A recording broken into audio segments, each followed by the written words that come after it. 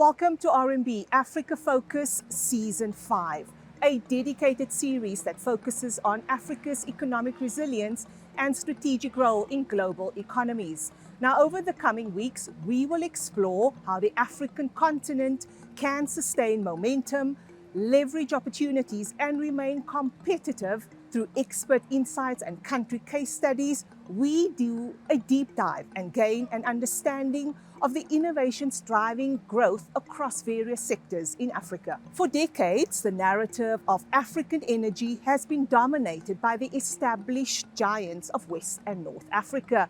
Now attention is turning to Namibia, where major offshore oil finds, green hydrogen ambitions, and renewed mining are reshaping the country's partnerships and prospects. Angelique Peake, RMB oil and gas lead in Namibia.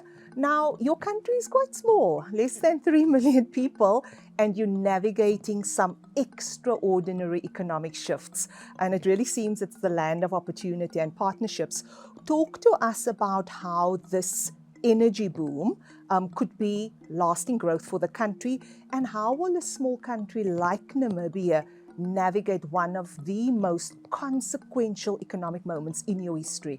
Yeah, thank you very much. I have to say, I don't think any one of us would have thought that we're going to face this inflection point, I don't know, 4 or 5 years ago. So look, I mean, Namibia has always been a country that has navigated commodities and very much been a country that is growing slowly in the manufacturing side of things, a little bit in agriculture, a bit of infrastructure. We have very healthy infrastructure, but it's a small country, like you said, with not that many people. I mean, not that long ago, we thought we were still under 2 million people. So now we're facing, in a world that was actually heading to an energy transition, we're facing a portion of all of the transition energy side of things, the older fossil fuel type of energy potential, and we're still looking at mining potential, which is actually growing again. The beauty about Namibia is we've always had many different commodities. So we've always been able to ride the wave. When one was stronger, the other ones were weaker, and then the other way around. Now we sit in a place where energy in the whole world is a major topic of discussion. And while we've always had uranium, and it's always been a big part of our story, there is more uranium definitely coming along, probably 2 mines, if not 3 uranium mines that are looking to be built in the next 2 to 3 to 4 years, depending on when FIDs are reached. We are looking at the green hydrogen story, which I have to say has changed a little bit over the past few years, and we can go into that in greater detail, but is now looking more like a green industrialization play. And then obviously the big news of the oil and gas that we've known for 20, 30 years is there. But I think technology and simply where the world was just didn't mean that it ever really came to a point where it was a real resource that really could be looked at. 4 years ago or so, both Total and Shell did more exploration and found that there really were resources down there that were to be taken seriously. So now we sit with this whole opportunity front, also in a time where diamonds are struggling, which have been a big income to our fiscus. So we need something to replace them and maybe even do more than that. So as a small country, I think it's a huge challenge. We certainly can't do this alone. We'll need the international and the global players to play, but we also see the opportunity for the region. And naturally, it creates an opportunity for major upskilling, major growth in potentially a systemic manufacturing and industrial Namibia. So really opportunities all around. Wow, Angelique, a lot happening in your country, but Namibia is also struggling with an unemployment problem. So how, in your view, can the country actually convert all these new discoveries into broad-based, long-term economic growth for all? Yes, I think unemployment is, in Africa, a very big problem. We all know that, and we all have to deal with that. And certainly in Namibia, it's a big problem. I think, an example is at the recent Namibia International Energy Conference that happened in Namibia, the president who opened the conference made it very, very clear. She has promised the voters to deal with unemployment, and she is asking this and all of the surrounding industries to deal with unemployment and to make sure that Namibians play a strategic role in this ecosystem. It's not a 5-year story, it's a long story. It will take skills, upliftment, and all these kind of things, but jobs are the most important thing that hopefully over time will come from this industry. And I think the combination of the commodity side of things, the transition energy, and the oil and gas side of things means that if we do it right and play the local content role well, and we have to be careful. Some of this is so complex and high capital, high skill, many, many years of experience requirement that Namibians can't play in that space quite yet. But a lot of these international companies, these global companies that play in this all over the world, are already coming and starting to train some Namibians to play in this space because they know and want to make sure that Namibians will play a role here. I think what we need to understand is the industry itself, the oil and gas fields, the upstream players, the oil field services players, there will be a certain amount of Namibians that play in that space over time. It's not a 5-year story, it's a 10, 15, 20-year story. It's a change of skill and labor and certifications that will take time.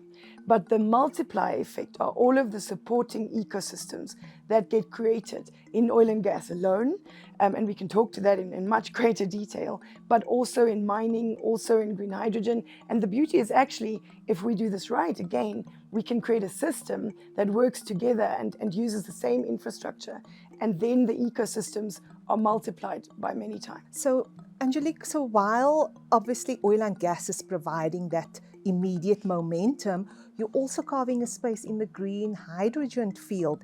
Talk to us about this. I mean, is it something we're going to see as a genuine second pillar of the economy, or is it a more long-term ambition?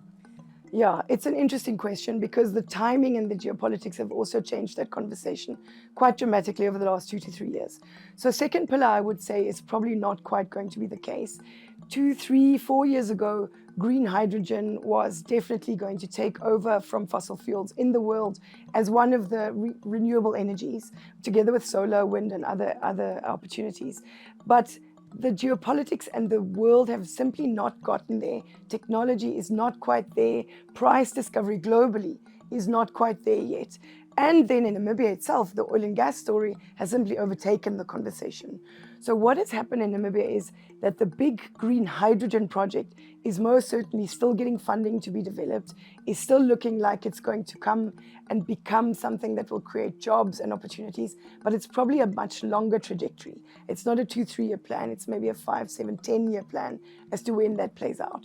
But supplementary to that, your green industrialization is starting to become a bit more of a story. So rather than just creating green hydrogen and shipping it in ammonia format throughout the world, it's now to say, okay, if we can produce and then use at source, then we can create green steel, we can create fertilizer and all those sorts of things. So the ammonia storage side of things, the green industrialization side of things, those are certainly taking shape. For now in pilot phase, they need to be figured out properly first, but we're already sitting in phase 2 and 3 of some of these projects.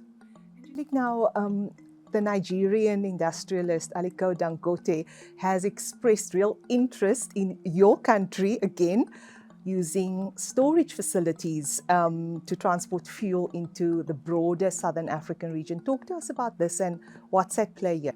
Yeah, it's an interesting story because Walvis Bay is at the center of all sorts of different developments right now, right?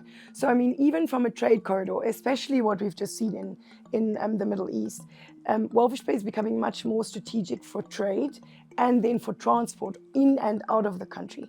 So what he's doing is looking at using Namibia as a storage for quite a lot of the oil from his refinery in Nigeria, as you mentioned, to then supply the landlocked countries in sort of sub-Saharan Africa with oil. I think that's quite an important story because considering what's happened with the fuel supply in crisis right now, it's only 20% of the world that's in crisis, but still that creates an everlasting effect on all sorts of transport, logistics, flights, etc. That sort of solution would mean that sub-Saharan Africa is not only reliant on whatever comes from the Middle East or from the States, etc. I think an interesting angle to that is that there are Southern African countries that also want to re-look at building refineries. Namibia, Botswana, Angola, Zambia, Mozambique are all part of that conversation. But still, that refinery in Nigeria already exists, though the storage in Walvis Bay to supply sub-Saharan Africa is in quite advanced planning. Angelique, so You talked about the revival of the extractive industry. Now, RMB have obviously been helping the state and the private sector to manage the volatile commodity cycles and revenues. Talk to us about this and how is RMB assisting the country? Yeah, the commodity side of things has always been very interesting for us. And we look probably after about 80% of the mines in country, simply because of skill we also have in RMB. The beauty is that you have to understand commodities as well as the exchange environment to understand how you can protect the players in that space. Very often when the US dollar, for example, is strong, something like diamonds or gold is not as strong. And when that flips, the other flips again. So sometimes there is, or both are very strong. So it depends on what commodity you're looking at and in what US dollar or rand cycle, Namibian dollar cycle we're sitting as to how to protect and mitigate risk. Very often in the hedging side of things.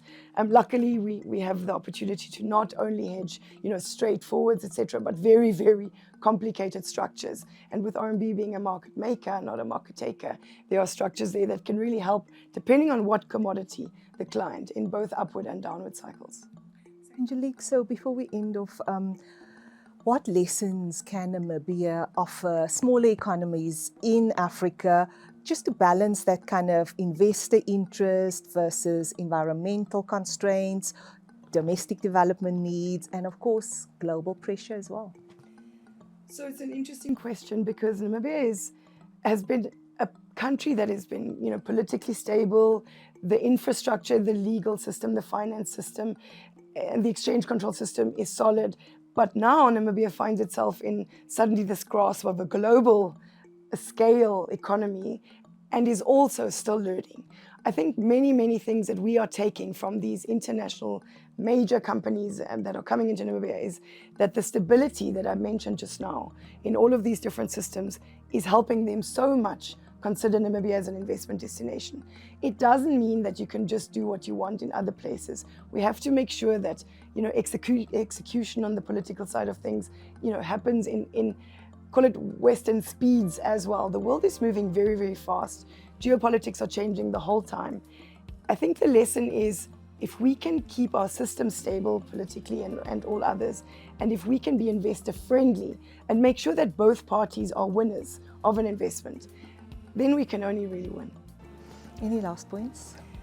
Well, I just, Namibia is in such an interesting space right now. We're in this opportunity set where we can really create a system that hopefully will create skills and an industry in the country that far outlive the oil or any other opportunities. Ultimately, any mine, whether it's in the water or in the ground, will eventually have an end of life.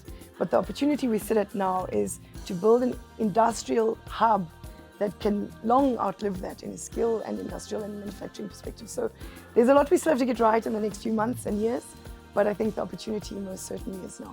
Thank you, Angelique, for your insights and talking to us today. That was Angelique Peake, RMB's oil and gas lead in Namibia, talking to us about how Namibia is navigating extraordinary economic opportunities.